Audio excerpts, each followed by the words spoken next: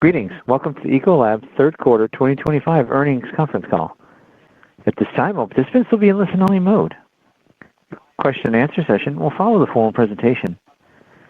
If anyone today should require operator assistance during the conference, please press star zero from your telephone keypad. As a reminder, today's conference is being recorded. At this time, it is now my pleasure to introduce your host, Andy Hedberg, Vice President, Investor Relations for Ecolab. Thank you, Andy. You may now begin. Thank you, and hello everyone. Welcome to Ecolab's third quarter conference call. With me today are Christophe Beck, Ecolab's Chairman and CEO, and Scott Kirkland, our CFO. A discussion of our results, along with the earnings release and the slides referencing the quarter's results, are available on Ecolab's website at ecolab.com/investor. Please take a moment to read the cautionary statements in these materials, which state that this teleconference and the associated supplemental materials include estimates of future performance. These are forward-looking statements, and actual results could differ materially from those projected. Factors that could cause actual results to differ are described under the Risk Factors section in our most recent Form 10-K and our posted materials. We also refer you to the supplemental diluted earnings per share information in the release. With that, I'd like to turn the call over to Christophe Beck for his comments. Thank you, Andy, and welcome to everyone joining us today. I'd like to start by recognizing the strength and the resilience of the Ecolab team. Because in a year defined by persistent macro uncertainty that we've all lived through and shifting global dynamics, our team continues to deliver consistent double-digit earnings growth. They focus on what matters most. Our customers, our strategy, and our long-term goals is what enables us to perform at a very high level quarter after quarter. We've seen that in the third quarter, where sales growth improved, fueled by accelerating pricing, up to 3% from 2% last quarter, while volumes increased 1%. This momentum was driven by double-digit organic growth in our growth engines, which is remarkable, and which include Pest Elimination, Life Sciences, Global High-Tech, and Ecolab Digital. Our core businesses, Institutional and Specialty, and the rest of Global Water, delivered solid growth. All of this supported by exceptional total value delivery through best-in-class breakthrough innovation and disciplined execution of our One Ecolab enterprise growth strategy. In total, our growth engines and core businesses represent about 85% of our total sales, and they delivered 4% organic sales growth and mid-teens organic operating income growth. This strong performance more than offset ongoing market softness in our underperforming businesses, Basic Industries, and Paper, which together represent the remaining 50% of our global sales. These two businesses declined 3% and had an impact of 1 percentage point on volume in the quarter.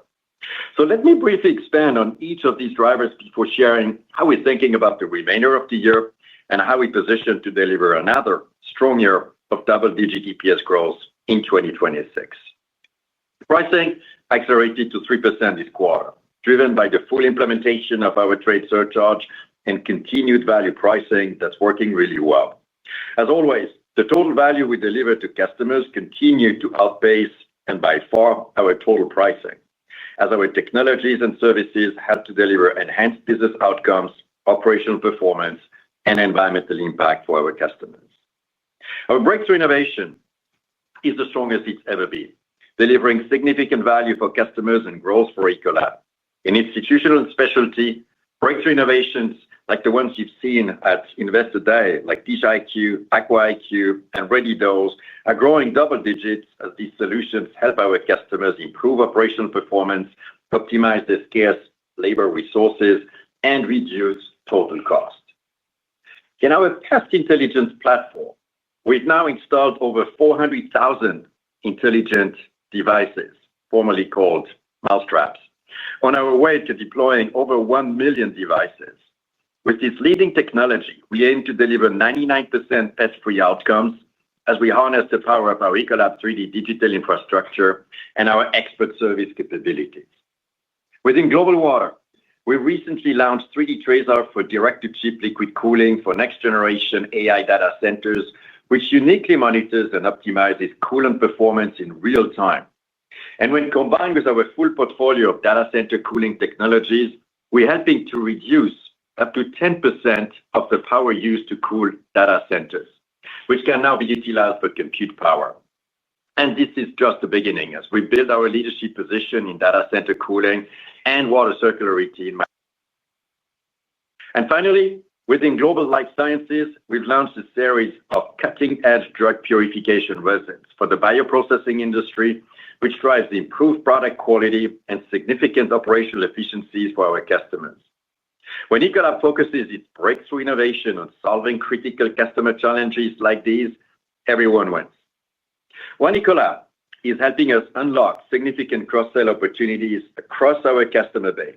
In total, this represents a $65 billion growth opportunity, with $3.5 billion of this sitting with our largest customers.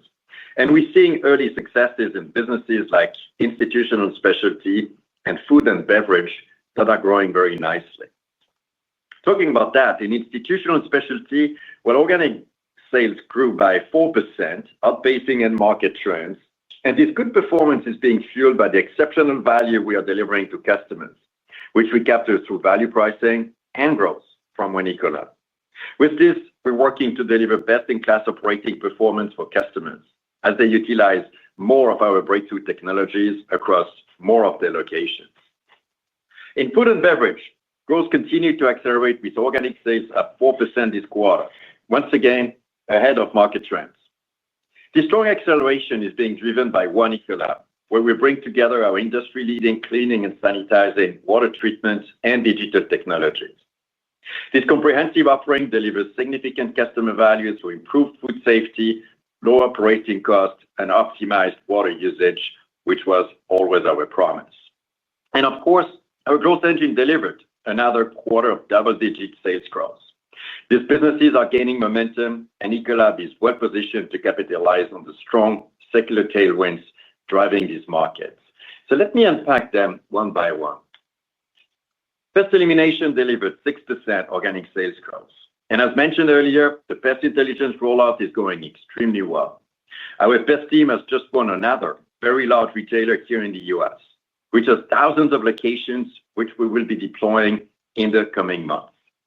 This innovation is transforming our Pest Elimination model as we shift from spending 95% of our time physically checking every device to 95% of our time solving critical customer problems and selling new solutions. Even with ongoing investment in Pest Intelligence, operating income margins improved to nearly 21%, driven by our strong sales growth and the leverage we're generating from Pest Intelligence. Life Sciences sales growth also improved to 6%, led by double-digit growth in biopharma and pharma and personal care. This very strong performance overcame capacity constraints within our water purification business. Looking at the fourth quarter, we expect Life Sciences year-on-year sales growth to moderate a little bit from third quarter's 6% growth as we compare against nearly 70% growth in our bioprocessing business last year, but underlying same trends. Despite this strong comparison, we expect bioprocessing to still grow double digits in the fourth quarter as we continue to gain share in this super attractive market. Global High Tech continues to grow rapidly with sales up 25%. We've built an incredible growth platform where we're uniquely positioned to serve the high-growth data center and microelectronics industries. The pending acquisition of Avivo Electronics will more than double the size of Ecolab's Global High Tech business to nearly $900 million, further strengthening this growth engine by bringing together Avivo's very unique ultra-pure water technologies with Ecolab's leading water solutions, digital technologies, and global service capabilities. The combined technology platform will enable Ecolab to expand our offerings to provide circular water solutions for microelectronics, helping to maximize chip production and quality for this booming industry. Ecolab Digital maintained its strong momentum, delivering 25% sales growth this quarter. Ecolab Digital now has annualized sales of more than $380 million, driven by rapid growth in subscription revenue and digital hardware. Overall, digital is a $13 billion growth opportunity for Ecolab, with $3 billion of this sitting within our existing customer base. We remain focused on capturing this high-margin opportunity as we leverage our leading digital technologies and monetize our large and expanding install base. We're not only leveraging AI to build new fast-growing capabilities in Global High Tech and Ecolab Digital, We're rapidly leveraging it in our own operations to dramatically improve our customer experience and enterprise performance. With this, I'm very proud to share that Ecolab has ranked number 9 on the Fortune AIQ 50 list, recognizing the companies most prepared for the age of AI. Our global teams are quickly scaling AI to drive innovation, deliver customer impact to our best-in-class model, and deliver significant cost savings. Finally, we remain confident in our team's ability to get our 2 underperforming businesses, Basic Industries and Paper, back to growth. And they're already making meaningful progress. We've shifted resources to support emerging opportunities like in power and precious metals, where they're supporting AI-driven power build-outs. For end markets still facing near-term demand headwinds like paper, we're focusing on innovation that can drive significant operational savings for customers. We're also leveraging our One Ecolab growth strategy in these businesses to expand relationships with existing customers. These actions are working, as evidenced by our share gains and relative outperformance in these end markets, but we're not satisfied. While we expect these markets to remain soft in the near term, with actions well underway, we anticipate these businesses to return to growth during 2026. One of the greatest strengths of Ecolab for decades has been the breadth and diversity of our portfolio. While not every business delivers strong performance at all times, our diverse portfolio is the key reason Ecolab collectively delivers double-digit EPS growth in nearly any environment. With our strong performance, we drove a 110 basis points increase in our organic operating income margin, which reached a record 18.7% this quarter. We continue to expect our operating income margin to expand at steady levels due to growth in high-margin businesses, value price, share gains, and productivity improvements, reaching a strong 18% for the full year 2025. Importantly, our margin expansion also includes significant and ongoing investments in our business. We'll continue to make these growth investments as they fuel high performance in the quarters and years ahead. As a result, we're increasing our 2025 full-year adjusted diluted EPS midpoint to $7.53, with a range of $7.48 to $7.58. Beyond this year, we remain firmly on track to achieve a 20% OI margin by 2027. And as mentioned during our Investor Day last month, we expect to continue our momentum with 100 to 150 basis points of annual OI margin expansion to 2030. This positions us extremely well to continue to deliver steady 12 to 15% earnings growth in 2026 and beyond. In closing, our third quarter results reflect the strength of our business and the power of our strategy. Our pricing discipline, breakthrough innovation, and One Ecolab execution continue to drive share gains and margin expansion across our core business. Our growth engines are scaling rapidly and positioned to benefit from long-term secular tailwinds. All of this is enabling us to deliver consistent earnings growth even in a complex and complicated macro environment. With strong and resilient free cash flow and an extremely strong balance sheet, we're very well positioned to capitalize on both organic and inorganic growth opportunities to create significant value for our customers and drive attractive returns for our shareholders. I remain very confident in our ability to deliver sustained strong performance in Q4 this year and beyond. Thanks again for your continued trust and your investment in Ecolab. I look forward to your questions. Thanks, Christophe. That concludes our formal remarks. Operator, would you please begin the question and answer period? Yes, thank you. If you'd like to ask a question at this time, you may press star 1 from your telephone keypad, and a confirmation tone will indicate your line is in the question queue. You may press star 2 if you'd like to remove your question from the queue. For participants using speaker equipment, it may be necessary to pick up your handset before pressing the star keys. We ask that you please limit yourself to one question. Remember, you follow up to a caller so that others will have a chance to participate. Thank you. And the first question is from the line of Tim Mulrooney with William Blair. Please proceed with your question. Hi, this is Luke McFadden on for Tim. Thanks for taking our questions. I wanted to ask about your global high-tech business. We noticed the slides mentioned some recent market share wins in data centers. Could you talk a bit more about how you're achieving and measuring the gains here? And I know you haven't closed the deal yet, but curious to hear any updated thoughts on the Ovivo acquisition and how you would characterize the growth opportunity in microelectronics post-deal close relative to your already strong performance in this end market today? Hey, thank you, Luke. Love that field, as you know. So let me step back a bit because it's important. So for all of us to understand, so high tech for us is a combination of data centers and microelectronic plants. Many call it fabs, which at some point will be two businesses focused on different technologies, obviously. But for now, it's really high tech combining data centers and microelectronics. And it's a field that attracts most of the global investments, as we know. And we expect these global investments to continue to drive that growth trend, even though we don't expect it to be a straight line to heaven. There will be, obviously, some more difficult and some better times ahead. But generally, it's going to be the growth of our times. When we think about some of the facts, talking about metrics, Luke, so one data center opens in the world every 1 to 2 weeks, with an investment ranging from $500 million to $3 billion. And there are 10,000 data centers in the world today.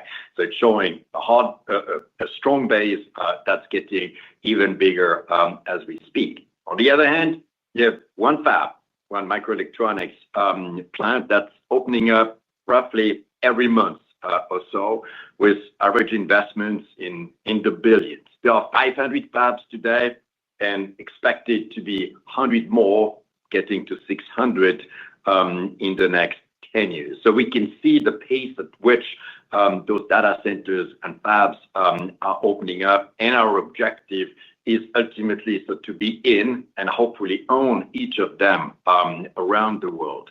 So the key thing is that all of this will require way more power and way more water, which is where our role comes into it. Because, as mentioned as well, by 2030, we expect that this industry, powering AI with fabs and data centers, will need the incremental power of the whole of India in the next 4 years, and the drinking water needs of the whole of the United States as well at the same time. Because data centers will need to be cooled, and fabs require vast amounts of ultra-pure water. And the cool news is that those are technologies that we master. We've been mastering for a very long time. Nobody understands water better than Ecolab. We've been in the cooling business for a very long time, and we've been in the water business, obviously, for a very long time as well. So we're building offerings that are helping data centers to be cooled in more efficient way by reducing the amount of water and moving towards direct-to-chip technologies. That helps cooling faster. This means more compute power, and this means less power for cooling and more power for compute, which is exactly what the tech industry is looking for. On the other hand, we're providing circular water solutions for microelectronics manufacturers, because one fab requires roughly the drinking water needs of 17 million people, and the pace at which it's being built, well, that's not going to work for the communities, obviously. So the tech industries, the famous ones, especially in Asia, but in the US as well, we're looking for solutions to reuse and recycle water. But here's the key point, that water that's being used in those fabs needs to be ultra-pure water, which means roughly 1,000 times more pure than the water that you would use in drugs that you inject in your bloodstream, which is exactly what Ovivo is doing. So by bringing what Ecolab has always done in water circularity, plus the capabilities of Ovivo in ultra-pure water, we help microelectronics ultimately reuse and recycle water at ultra-pure water level. So at the end, 26 for global high tech, assuming we close, obviously, so on Ovivo, will be roughly a $900 million business, growing double digit with very strong margins. And it's important to keep in mind that for us, it's a new step, a further step on our high tech journey, and one that will change over time the growth profile of our company. So a very good new chapter for our company. Our next question comes from the line of Ashish Sabadra with RBC Capital Markets. Please proceed with your question. Thanks for taking my question. I just wanted to focus on the basic industries and paper returning back to growth in 2026. I was wondering if you could drill down further on the shifting resources, innovation, as well as share gains, how that can help offset some of the end market weakness. Thanks. Yeah, thank you, Ashish. I really like the underlying performance of that business. It's a good margin business, just that as well, it's slightly below our company average, but it's still a good business, good margin, and good underlying performance. The biggest issue we have in that industry is it's consolidating, which means that they are closing mills. And mills are very big, and those mills, obviously, when they close, are impacting our growth, and there's not much we can do. We lose very little to competition. We gain share in the existing and new mills, but when a mill is closing, well, we lose those sales. And that's what's happened over the last 18 months. We see that process of consolidation slowing down. We see our underlying performance driven by what you were saying, innovation improving as well. And I think the combination of both ultimately will be positive for paper. So I think that we are reaching the bottom of that cycle in paper. And I think in the next, 1, 2, 3 quarters, paper is going to get back to a growth trajectory, and the sooner the better, obviously. And on the basic industries, we have regrouped our resources. We're driving critical mass as well, driving efficiencies, but it's really making sure that we capture as much market share as we can right now as the market recovers as well. And similar to paper, but for different reasons, we see as well kind of the bottom come in the next couple of quarters, and then we should get back to a good place. So in both businesses here, 50% of our company, we need to keep that in mind, and there will always be a few businesses that are having subpar performance. I like the underlying performance. The market trends have been hard in the past. This is changing. So that's why I'm quite optimistic. We will like where those two businesses are going to go. But at the end of the day, let's keep in mind that 85% of the company is growing very well with mid-teens operating income growth, so in a very healthy place. Our next question comes from the line of John McNulty with BMO Capital Markets. Please proceed with your question. Yeah, good afternoon, and thanks for taking my question, Christophe. So I had a question on pricing. I guess if you can take the tariff surcharge out of the equation, I guess would you say that pricing is getting easier to push through just because the value proposition is becoming more evident, or would you say it, or would you characterize it as maybe getting tougher just because there may be price fatigue, inflation's maybe moderating a little bit? I guess how would you characterize it? Thank you, John. I would say the same. It's hard to put a metric, obviously, on that. But generally, the fact that pricing is getting stronger, our total value delivered, by the way, is getting much stronger too. And we're always trying to get 2 to 3 times, more total value delivered than pricing that's being captured. So it's a good deal for customers. I feel that we're in a pretty good place, and our retention is very high in the 90s, as you know, and it's remaining very stable as well at the same time. So a good story of customer for life with good retention, sharing the savings that they get in their operations that translates into value pricing. And you're right, on top of it, so the tariff surcharge or trade surcharge, as we called it, is helping as well. But that's why I feel that the 2 to 3% value price for the long run seems to be the sweet spot for our company. The next question is from the line of Andrew Whitman with Baird. Please proceed with your question. Great, thanks. I had two questions. I guess, Christophe, just talking about the water business as well here. You discussed the top line impacts, the quarter, very detailed. I'm just wondering if you could just help us understand a little bit about how that top line is affecting that segment's margin performance. Maybe if you could bifurcate that as well. And then just quickly, a quick kind of a technical question here. You mentioned a large new pest customer. I was just wondering, was that reference into an entirely new customer that is not a customer today, or were you saying that's just a conversion to the new technology? Thanks. Thank you, Andy. So two different questions, obviously. I think the easiest way to talk about water, top line, and margin, if you exclude basic industries and paper, which I know is a bit of a challenging accounting approach here to make sure I remain in GAAP. But generally, water would be having a 4% top line growth and a 15% operating income growth, excluding those two businesses. So it's pretty clear where our work is focused on, and that's why we're focusing on these two businesses to make sure that we enjoy all the good side of the water business that we really love and that keeps getting better.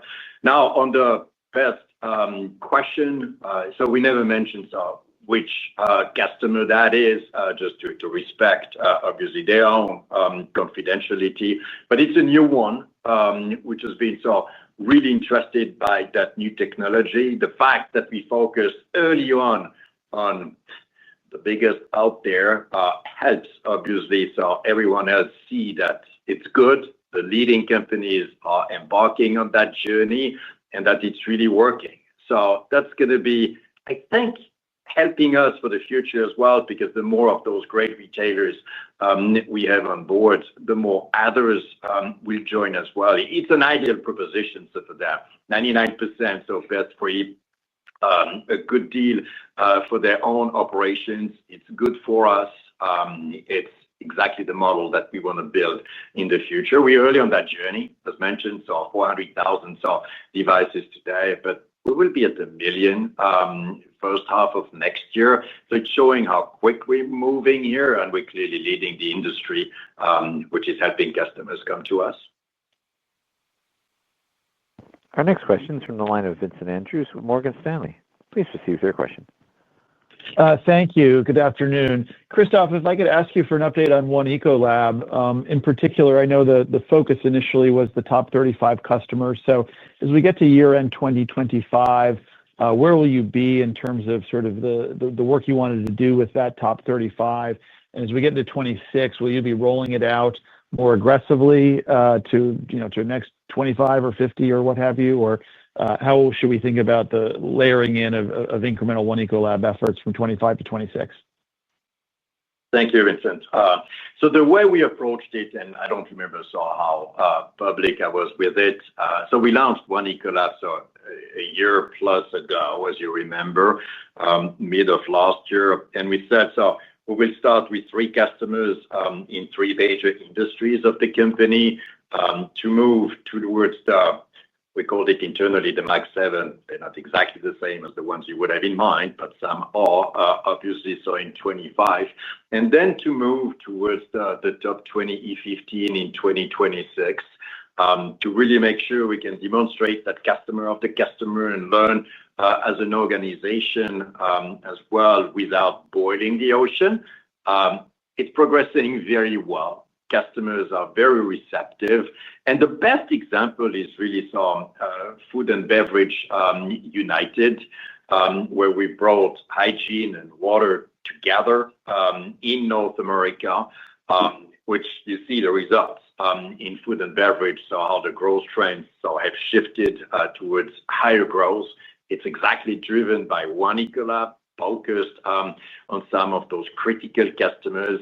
It's where the whole idea came from when we acquired Nalco, by the way, in 2011. So it's an old idea that's coming to life, very well received by customers, working in terms of growth, and we will expand as we move forward in 2026. The next question is from the line of Patrick Cunningham with Citigroup. Please proceed with your question. Hi, good afternoon. I think, how should we think about SG&A leverage, particularly in pest and life sciences next year as you start to lap some of the growth investments you've made across both businesses? Is it a relatively linear path to your 2027 targets, or is there sort of a continued step up in growth investments embedded next year? Hey, thank you, Patrick. Scott was looking for a question, so this is perfect segue. I would suggest we start this G&A in general as well, and then focusing on these two. Yeah. Hey, thanks, Patrick. As we've talked about, SG&A productivity has been a great story over the last several years. Since 2019, our SG&A leverage has improved 150 basis points, and we're expecting to improve another 20 to 30 basis points this year for full year 2025. As we talked about at Investor Day, beyond 2025, with the benefit of the One Ecolab savings that we're driving and net of investments, we'll continue to invest in the business. And that leverage, I expect it to be pretty broad-based. Certainly, we're investing in the growth businesses, the growth engines, but expect going forward to deliver 25 to 50 basis points of SG&A leverage benefiting from the One Ecolab program and the technology we're deploying. And what I really love on that whole journey, it's not becoming cheap and saving money so left and right. It's leveraging digital technology, agents. We have many now in our organization. That's why being recognized as one of the leading AI companies in the world was a really cool news. So for us, it's really leveraging technology to do more with less. And we are still early on that journey, so I think it's going to keep getting better. So really good work here that's feeding ultimately the growth story that we want to capture. Thank you. The next question is from the line of Manav Patnaik with Barclays. Please proceed with your question. Thank you. Good afternoon, Christophe. I just had a question. The 85% of your business, the core, I guess, that you said was growing 4%. Assuming the macros stay the same, I guess, it sounds like it's the growth engines that could take that higher. And so I'm just trying to understand from your perspective, how long do you think before that mix is big enough to start, moving the needle? Because, you've obviously delivered well on the margins and EPS, and I think we're all looking to see if revenue growth can be better. It's a great question. As I was sharing, at Investor Day and with the team, the beauty of the company is our broad exposure to end markets, which means that we won't have all end markets in the red at the same time, but which means that we won't have all end markets in the green at the same time as well. So focusing on this 15% a little bit of our time to make sure that those ones are becoming less of a drag and ultimately a positive driver. But when we look at these 85% growing 4% and mid-teens, the growth engines are growing 12% and even more on operating income, which is a very good story. Ovivo is going to add to it, as mentioned earlier, obviously. So high tech is going to get bigger. Since that group of growth engines is growing double-digit, obviously the mix is going to shift towards them over time. And I think that in the next few years, growth engines are going to become a really relevant part of our company. It's roughly 20% today at $3 billion. I would not be surprised if it becomes 30 to 40% in a few years down the road. The next question is from the line of David Begleiter with Deutsche Bank. Please proceed with your question. Thank you. Christophe, on the price surcharge, how much did you realize? And with the surcharge now fully in place, should we think about this 3% pricing continuing for the next perhaps 2-3 quarters? Thank you. It's hard to know exactly because some businesses, like institutional, for instance, have decided to bring, and that was the same in 22, so nothing new, so to have it directly within the structural price. So we don't have a perfect tracking of that. And honestly, I don't really care because anyway, also converging towards structural price. With the surcharge, we closer to 3. Obviously, that's why I'm saying 2 to 3 is the sweet spot. Since we round those numbers, sometimes you might be rounding down to 2 and sometimes to 3. I feel pretty good with where we are now. Our objective is to stay closer to 3, but it depends what's happening with the tariffs as well. We're looking as well at what's happening with China this week. We will know that in the next few days as well. The good news is that we know exactly how to manage that if we need to, and it leads to very good margin performance. For me, 2 to 3 is the sweet spot, and our objective is to be as close to 3 as we can. The next question is from the line of Chris Parkinson with Wolfe Research. Please proceed with your question. Great. Thank you so much. Could we just dig in a little bit more into the life sciences segment? Understanding it's been volatile over the last few years. However, it seems like there's a decent recovery impending in bioprocessing and pharma, so on and so forth. If we could hit on the top line first, that'd be helpful. If we could move into just the capacity additions, where we stand there, and your ultimate progress towards 27 goals and how you feel about them. Thank you so much. Thank you, Chris. It's a business and industry that I love. And as hard as it's been the last few years, I would do it again, and we will love where this business is heading.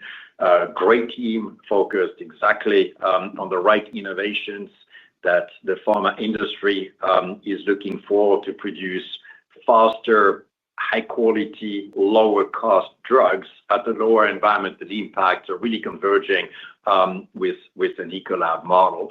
When I look at the 3 elements that you mentioned, so top line, capacity, and margins, let me take them one by one.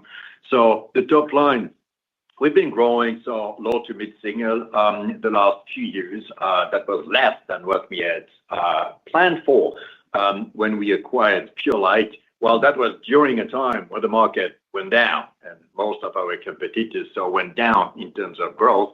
Doesn't make it great for us, but at least it's adding some perspective. When I look at the growth trajectory that we have now, it's clearly accelerating. I mentioned this Q4 is going to be a bit softer because it compares to a huge growth in Q4 last year, but underlying, it's clearly accelerating. The new business is very strong. We're getting more commercial drugs as well, in our pipeline, which makes a big difference, obviously. The team keeps getting stronger and better as well. We're one of the only few companies having as well capacities in various places around the world. That adds to the resilience as well to it. We add the whole water component and environmental hygiene that the other ones do not as well. Top line, finally, getting from good to much better, and it's going to keep accelerating with one caveat, is this capacity challenge that we have in our purification business, just because we have max capacity of what we can manufacture. Our plant in China in mid-2026 is going to open, and it's going to enable us to unleash that growth in that part as well of the business, which is going to be great for the local market and as well for some international markets. Last point, on the margin, as we've shared as well at Investor Day, we are kind of in these mid-teens today, but underlying, it's more mid-20s because of the investments that we are making in that business as we build that franchise. From the mid-20s to the 30, we see a clear path, but our focus is really to drive growth in that phase of the investment, and then to drive margins once we get enough growth that we can leverage the critical mass that we've built. Our next question is from the line of John Roberts with Mizuho Securities. Please proceed with your question. Thank you. In hospitality, you use a metric called seats in the seats. Could you give us an update on that? It seems like we have a lot of mixed trends going on in the full-service restaurant market. Thank you, John. using the terms of foot traffic for our business here. It's as you know, so it's been very different versus than 2019. So before COVID, people going and sitting in a restaurant are down 30% versus 2019, and that hasn't changed. Unfortunately or fortunately, depending on how we want to look at it, a third of the people are just going for takeaway, for delivery, or for drive-through, the famous 3D. So we see a stabilization of the foot traffic, which is kind of a good news. But we've gotten used to that new model, and ultimately, with all the digital solutions that we have offered to that industry to manage this different way of selling products with less people as well. It's been a very good story because we could grow very nicely because what we did was even more important to the hospitality industry, and it was sold at a higher margin as well. So less volume, better margins, very good growth. And I think for us, it's been exactly what we needed, and it's made institutional or the hospitality business even much better than what it used to be. And you can see it in the margin that's north of 20% today, and it's going to keep moving up with very nice top line growth as well. So far so good. And the last point I'd say as well is our specialty business is doing extremely well, doing even better than full service restaurants. So the QSR, the fast food businesses growing in the high single. It's a very good story as well there, which helps us capture wherever people go depending on the economic times that we're facing. So overall, net, a very good story in a very new market. The next question is from the line of Jeff Zekauskas with J.P. Morgan. Please proceed with your question. Thanks very much. In the water business this quarter, did volume grow? And in basic industries and paper, was volume growth negative, high single digits? And did that represent a deceleration from the numbers you had experienced in the previous quarters? So thank you, Jeff. As you know, so we don't disclose volumes by business for obvious reasons. But as mentioned, so every segment had positive growth that we reported. So that's the good news. So there was no segment that was going down. And for me, it's really important that all businesses maintain positive growth, whether you're in high tech, where it's much more obvious because the flow of the river is very strong, or you're in more challenged businesses like hospitality, as we talked about before, and still there. So our teams are doing really well. So water was positive with that perspective, obviously. Paper within water was not, and it's in the low to mid single, but it's improving. So that's why I feel quite optimistic with the next few quarters with our so-called underperforming businesses of paper and basic industries. They're not where they should be. They do exactly the right thing. So the underperforming underlying performance of underperforming businesses is strong. Markets are not, but net, we're going to get to a good place in the next few quarters. So we're doing all the right things here. The next question is from the line of Matthew DeVoy with Bank of America. Please proceed with your question. Thank you. To follow up on Vincent's question earlier on cross-selling in One Ecolab, do you have any idea how much that contributed to organic growth in the quarter, or an expectation you can kind of give us for this year as it relates to just overall revenue generation? Well, Matt, it's very good, actually. So we are a corporate account, as we call it, a driven organization, enterprise customers, to use a different term as well. The top 20 E15 focus is contributing over average to the growth of the company. This is exactly the right place to focus. It's always been true as a company, but to get the whole One Ecolab within an enterprise is harder to make it work very well. That's why we've chosen to go with all our innovation, all our technology, bringing One Ecolab digital services together towards those Max 7, as mentioned before, then the T20 E15, so the top 20 customers and emerging 15, so for next year as well. They're doing better than the average of the company as well. It's clearly a strategy that's working. As we expand the focus beyond those 35 customers, it's going to help drive as well better performance for the overall company at higher margin, because it's helping customers drive even more efficiencies within their own operations. The best example is food and beverage. Food and beverage united, as we call it, so within our own company, where we brought hygiene and water together.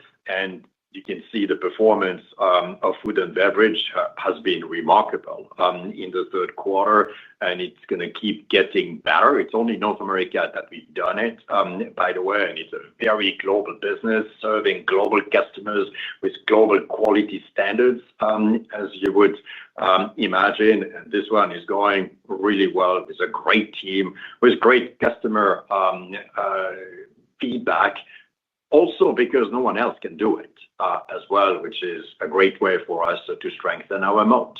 Generally, this One Ecolab approach on our enterprise customers is really working, and it's going to be a growth driver for the years to come. Thank you. The next question is from the line of Mike Harrison, with Seaport Research Partners. Please receive your questions. Hi, good afternoon. Christophe, just kind of following up on what you were just talking about with food and beverage, the performance this quarter was, I think, the best organic growth that you've shown in several quarters. You mentioned that there is some momentum from One Ecolab and from pricing, but I was hoping you could help us understand a little bit more about what's going on with underlying market dynamics that you're seeing there. To the extent that you are winning new business, is that mostly share of wallet and One Ecolab opportunities with existing customers, or are you seeing some new wins in that business in food and beverage as well? Good question, Mike. It's 4% organic growth in food and beverage is strong, so for sure. It's much better than the market. Consumer goods are not exactly growing fast. When you look at the companies out there, all the obviously famous names out there are closer to flat than to mid-single type of growth. Really pleased with the performance that we're driving. We're doing it while increasing our margins as well at the same time. It's almost a perfect play what's happening in food and beverage here with this unification of hygiene and water. Again, it's only North America that we've done it so far, which is less than half our global business. It's showing how well it's working, that whole approach. To your point on the share of wallet and white spaces, it's a combination of both. We're gaining definitely some new customers, new plants as well within existing customers as well, because by bringing water and hygiene together, we help them not only produce higher quality, safer food, but reduce a lot of cost as well at the same time. In a slow growth industry, that's exactly what they're looking for. What we're doing for them is exactly what they're expecting. At the same time, we're adding digital technology that we monetize or charge for using a different term. We get as well the value share. Our share of the savings we're generating for them in terms of value pricing, that's also incremental. It's a combination of white spaces and share gains. Overall, an awesome story for probably one of our best global businesses that we have. Our next question is from the line of Lawrence Alexander with Jefferies. Please proceed with your question. Good afternoon. Looks like your operating results are running, I mean, your organic growth is running pretty much in line or better than what you thought earlier in the year. FX looks like it's basically double the tailwind of what it was last year. Can you talk a little bit about the gives and takes and what levers you have to pull if currency moves the other way next year? Yeah, good question, Lawrence. Let me pass it to Scott because it's an FX DPC question. Yeah, thanks, Lawrence. Hey, as we've talked about, the underlying performance remains really strong. Even with FX, I mean, the underlying EPS is the OI is growing double digits. As you think about just in Q3 itself, while FX is in line with what we expected and as we guided, you also have the impact of the year-over-year SG&A comp that is offsetting that FX in benefit of the non-operating. That underlying growth is really very strong. We previewed the year-over-year comp on SG&A during the Q2 call and expect that Q4 performance to continue as the SG&A normalizes. We also are seeing commodity costs growing low to mid-single digits and overcoming that as well. The next question is from the line of Jason Haas with Wells Fargo. Please proceed with your question. Hey, good afternoon. Thanks for taking my question. I'm curious if you could talk about the pest business, if you've seen any increasing costs for leads or any increased competition in that space recently. Thank you. If I understood well your question, on pest, Jason, the SG&A and versus competition, is it what you asked? Sorry, just to be more clear, I'm asking if the customer acquisition costs have gone up at all, if you've seen any step up in competition from one of the major players out there. Thanks. Customer acquisition costs. Okay, wanted to make sure I got it right, Jason. Actually, it's become easier because we're early on that journey, as mentioned. We got one major retailer in the U.S. We're getting the second as we speak. We wanted to do it large customer by large customer. It's not a geographic play. It's a customer play because ultimately one brand wants to be safe and not have any issue in social media or whatever, really to concentrate on guest satisfaction and quality of the experience of the food, obviously here. What we offer here with all the digital technology, all the AI that we've developed within the company for many years now, is serving the needs of our pest intelligence business. No one else can provide as much technology as we can and have such a backbone like Ecolab 3D as well at the same time. It's a leading offering. It's ahead of the competition. Customers are very open to it. What I really like as well with it is that the whole industry, even if not moving all at the same pace, is trying to add value to customers and get paid for it as well at the same time. Very healthy competition. It's a good thing for customers and for the guests or the ultimate consumers visiting whatever those locations are ultimately.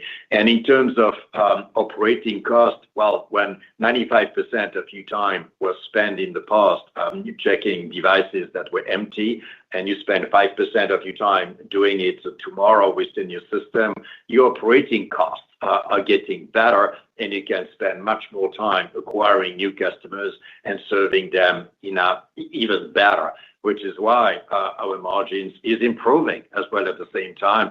Love that business. It's going to keep, it's on a strong base of performance right now. It's going to keep improving as we move forward.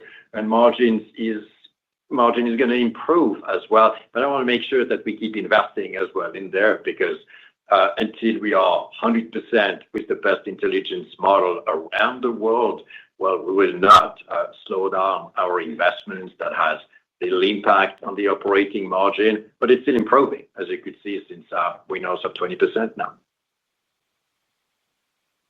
Our next question is from the line of Josh Spector with UBS. Please proceed with your question.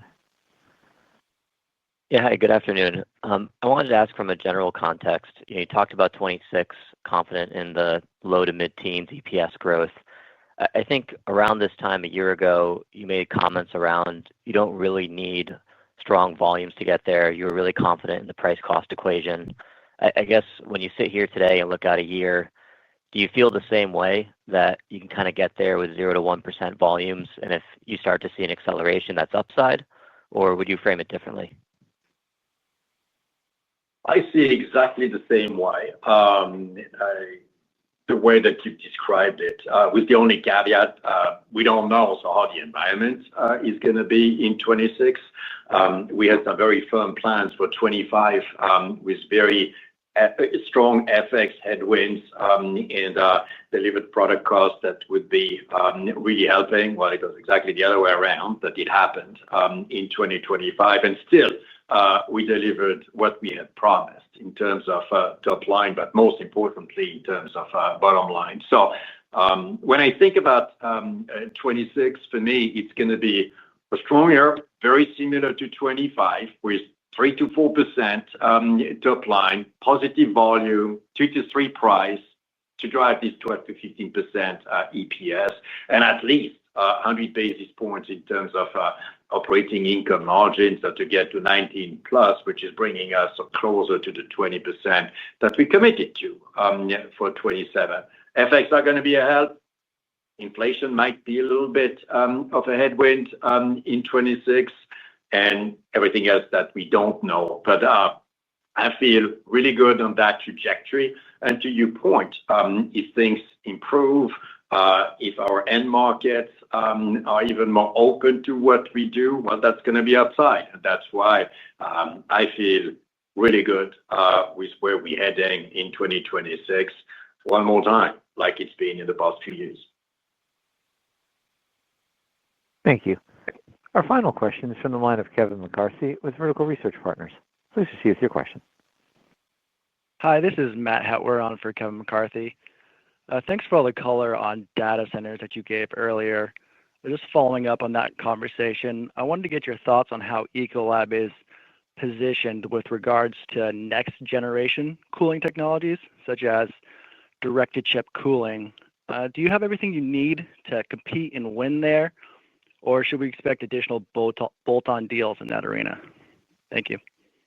Love that question, Matt. No one has everything they need for direct-to-chip cooling. This is leading edge, obviously, technology. It's 5% of the data centers. Those are the newest. But interestingly enough, when you say direct-to-chip cooling, liquid cooling, this is fluid management.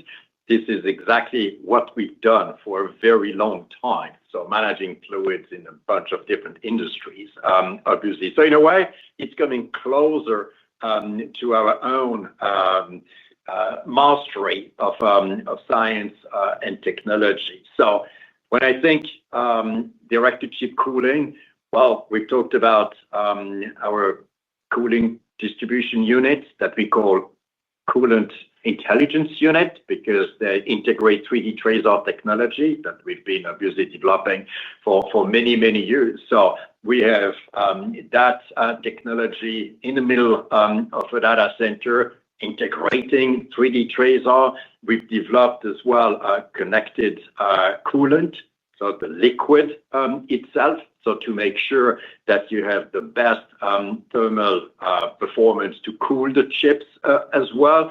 We have coolant monitoring systems as well to make sure that you don't have leaks, you don't have fouling, you don't have anything bad that's happening as well to maximize as well the performance of the data center. And you have everything else, obviously, that's going up the chain in chillers and towers, steel towers on the roof. The latest data centers that we're serving have no cooling towers on the roof and have no water in there as well.